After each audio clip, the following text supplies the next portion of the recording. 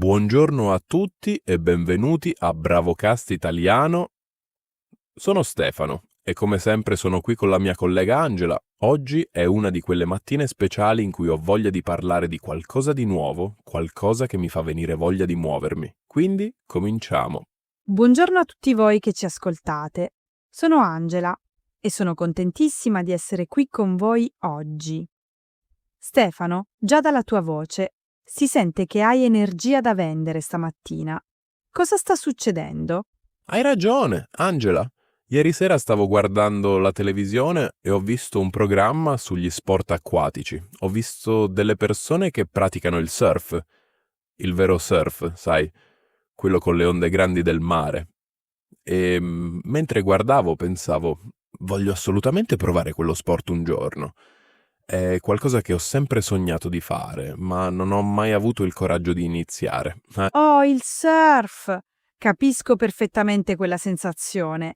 È uno di quegli sport che vedi in televisione o nei film e pensi quanto sarebbe bello saperlo fare. Ma dimmi, Stefano, perché ti ha colpito così tanto? Cosa c'era di speciale? Era la libertà, Angela. Quelle persone stavano in piedi sulla tavola, sopra le onde del mare, e sembravano così liberi, così in armonia con la natura. Niente stress, niente preoccupazioni, solo loro, la tavola e il mare. Guardandoli mi sono sentito subito ispirato. Capisco cosa intendi. C'è qualcosa di molto affascinante nel surf. Ma Stefano, tu sai nuotare bene? Immagino che sia una cosa fondamentale per cominciare. Sì, nuoto abbastanza bene, non sono un campione, ma me la cavo. Ho imparato da bambino, quindi non ho paura dell'acqua. Ma il surf è tutta un'altra cosa rispetto al nuoto normale, vero? Assolutamente sì. Con il surf devi imparare tantissime cose nuove. Prima di tutto devi capire come funzionano le onde, come leggere il mare e poi devi trovare l'equilibrio sulla tavola, che non è per niente facile, credimi. Io ho provato lo stand-up paddleboard qualche anno fa, durante una vacanza in Sardegna. Non è surf classico, ma ti dà un'idea di come si sta in piedi sull'acqua. E le prime volte cadevo continuamente, ridevo tantissimo. Ecco, questo è quello che mi preoccupa un po'. Ho letto che quando si impara il surf bisogna cadere molte volte prima di riuscire a stare in piedi sull'onda. E io non sono più un ragazzino, sai. Le cadute fanno più male adesso. Capisco benissimo. Ma sai, Stefano, dicono che non è mai troppo tardi per imparare uno sport nuovo. Ogni volta che cadi, impari qualcosa. È così che funziona con tutti gli sport difficili. E poi ho letto che molte scuole di surf offrono lezioni per principianti, dove prima si pratica sulla spiaggia, a terra. Si impara la posizione corretta, come alzarsi dalla tavola, tutto senza onde e senza acqua. Sì, esatto. Si chiama dry land training, è molto intelligente. Prima capisci i movimenti di base, poi vai in acqua con onde piccole e calme, non si comincia mai con le onde enormi. Quello viene molto più tardi, dopo tanto allenamento. E sai una cosa che mi ha sorpreso? Ho scoperto che in Italia ci sono molti posti dove si può fare surf. Non devi andare per forza in California o in Australia. È verissimo. Penso subito alla Sardegna, alla Sicilia, alla Liguria e poi ci sono alcune zone della Calabria e della Campania che hanno condizioni buone. L'Italia è circondata dal mare, le opportunità ci sono. E ora voglio fare una domanda a voi che ci ascoltate. Voi avete mai provato il surf? O c'è qualche sport che avete sempre voluto provare ma non avete ancora avuto il coraggio di iniziare? Scrivetelo nei commenti, siamo curiosi di sapere. Sì, ci piacerebbe molto sentire le vostre esperienze. E intanto, Angela, parliamo un po' dell'equipaggiamento. Cosa serve per cominciare? Immagino che non sia economico. Sì, buona domanda. Cosa hai scoperto nella tua ricerca? Allora, la cosa più importante è ovviamente la tavola da surf. Per i principianti si consiglia sempre una tavola lunga e larga che si chiama longboard o fanboard. È più stabile e quindi più facile da usare quando si comincia. Le tavole piccole e sottili che vedi ai campioni richiedono molta tecnica. Un principiante con quella tavola cadrebbe ogni 2 secondi. E poi, oltre alla tavola, cosa serve? Serve una muta, che è quella tuta in neoprene che protegge dal freddo dell'acqua. Dipende molto da dove vai e in quale stagione.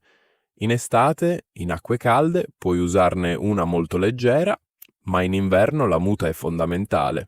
E poi c'è il leash, che in italiano si chiama guinzaglio, un cordino che si attacca alla caviglia e collega il piede alla tavola. Se cadi, la tavola non va via lontano. È molto importante per la sicurezza. E quanto costa tutto questo equipaggiamento? Ho guardato un po' i prezzi online.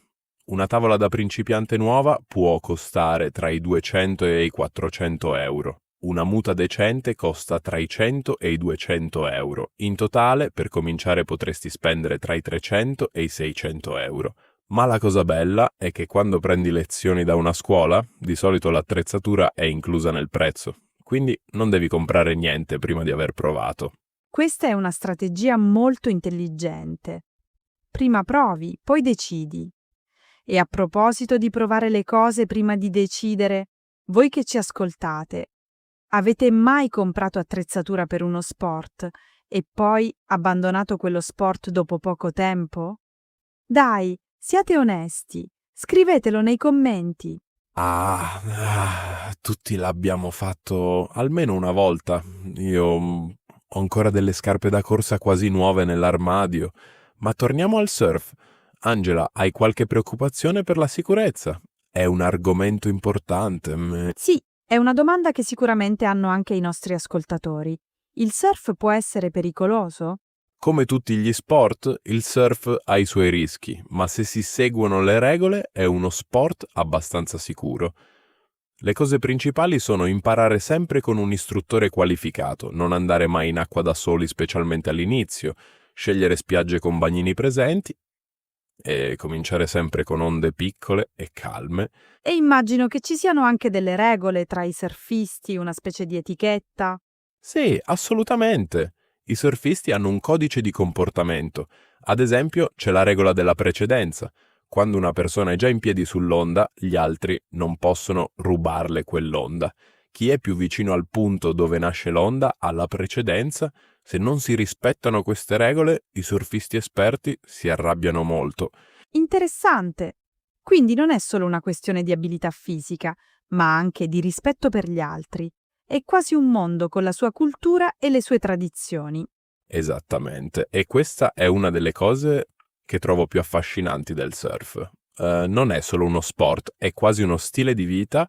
I surfisti hanno la loro filosofia, un rispetto profondo per il mare e per la natura. Molti surfisti sono anche molto attenti all'ambiente perché il mare è la loro casa e molte associazioni di surfisti si impegnano attivamente nella pulizia delle spiagge e nella protezione degli ecosistemi marini. Questo mi piace molto. È bello quando uno sport porta con sé anche valori positivi come il rispetto per la natura. E adesso vogliamo fare un'altra domanda a voi che ci ascoltate. C'è qualche sport che avete imparato da adulti, magari dopo i 30 anni o i 40 anni? Com'è stata la vostra esperienza? Raccontateci tutto nei commenti. Sì, vogliamo davvero sentire le vostre storie. E magari qualcuno di voi ha già provato il surf e può darmi qualche consiglio prezioso. Angela, prima di concludere, ho in mente di organizzare una vacanza in Sardegna la prossima estate, a settembre, per provare il surf con una scuola locale. Cosa ne pensi? Oh, che bella idea! La Sardegna a settembre è meravigliosa. Il mare è ancora caldo, c'è meno confusione rispetto a luglio e agosto. È il momento perfetto per imparare qualcosa di nuovo in tranquillità. E sai una cosa? Quasi mi verrebbe voglia di venire con te. Prego, Angela. Sei la benvenuta. Più siamo e meglio è. Possiamo cadere in acqua insieme e ridere delle nostre disgrazie. È un accordo. E se potessi scegliere qualsiasi posto nel mondo per imparare il surf, Stefano, dove andresti? Se potessi scegliere qualsiasi posto nel mondo, le Hawaii È il posto dove il surf è nato praticamente. Le Hawaii sono la culla del surf moderno. Ovviamente le onde giganti delle Hawaii non sono per principianti, ma immagina di imparare a fare surf lì, con quel paesaggio, quelle acque cristalline, quella cultura, sarebbe qualcosa di indimenticabile. Le Hawaii, che sogno meraviglioso! Ma anche senza arrivare fino alle Hawaii, come abbiamo detto, l'Italia offre posti bellissimi per chi vuole avvicinarsi al surf. Non dobbiamo andare dall'altra parte del mondo per cominciare. Esatto. Prima si comincia in Sardegna, poi si sogna le Hawaii, passo dopo passo. Mi piace questo spirito positivo. E con questo spirito credo che sia arrivato il momento di salutarci per oggi. Stefano, vuoi tu fare i saluti? Con piacere. Allora, carissimi ascoltatori di Bravocast Italiano, grazie mille per aver passato questa mattina con noi.